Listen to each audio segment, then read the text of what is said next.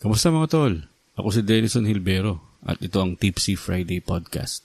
Ngayong linggo, mainit na usapin sa buong bansa ang utos ni Pangulong Ferdinand Marcos Jr.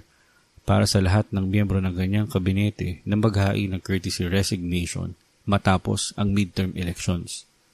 Kung titingnan natin ang kasaysayan ng Pilipinas, sa pagkakaalam ko, wala pang naging presidente na nag-utos na sabay-sabay na magbitiw ang lahat ng cabinet secretaries pagkatapos ng midterm elections. Siguro may pagkakataon na may mga cabinet reshuffles na nangyayari. Halimbawa, noong panahon ni dating Pangulong Arroyo at Pangulong Duterte, nagkaroon ng mga pagbabago sa ilang miyembro ng kabinete. Pero hindi ito isang formal na utos na sabay-sabay silang magbitiw pagkatapos ng eleksyon. Sa ngayon, itong utos ni Pangulong Marcos ay isang makasaysayang hakbang. Ika nga, ito raw ay isang bold reset para bigyan siya ng kalayaan na piliin muli kung sino ang dapat manatili at sino ang dapat palitan. Sabi ng Malacanang, ito raw ay para matiyak na ang kabinete ay nakatutok sa tunay na pangangailangan ng mamamayan at tumutugma sa mga plano at direksyon ng administrasyon. Ayon sa nabasa kong article mula sa The Manila Times, cabinet officials resigned na sinulat nila Catherine Valente, Cristina Maralit, Bernadette Tamayo at Franco Jose Baronia.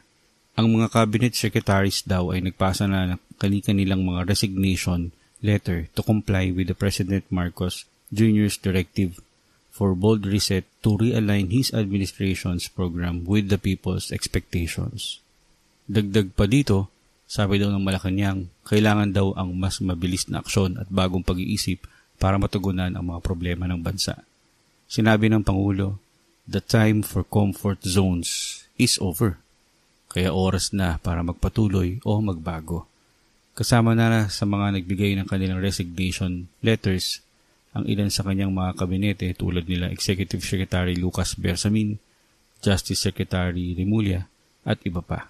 Ang naging resulta daw ng midterm elections ay tila isang signal ng malawakang reset sa pamahalaan. Pero syempre, bilang isang Pilipino, iniisip ko rin ano kaya ang implikasyon nito sa ating pamahalaan at sa serbisyo publiko. On the positive side, pwedeng tingnan natin ito bilang isang pagpapakita ng accountability na handang i-review ng Pangulo ang kanyang mga tauhan at tanggalin ang hindi epektibo.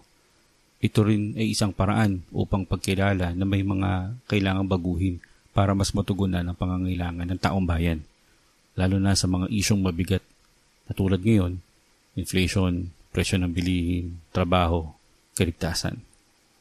Pero mga tol, may mga tanong din na dapat nating pag-isipan. Ito ba ay purely para sa performance evaluation o baka naman may bahid politika pa rin? Hindi rin kasi natin may tatanggi na may political tension nga na nangyayari ngayon, lalo na sa pagitan ng kampo ni Pangulo at ni Vice President Sara Duterte. Kaya may posibilidad din na ang courtesy resignation ay isang paraan para palakasin ang political control ng gobyerno.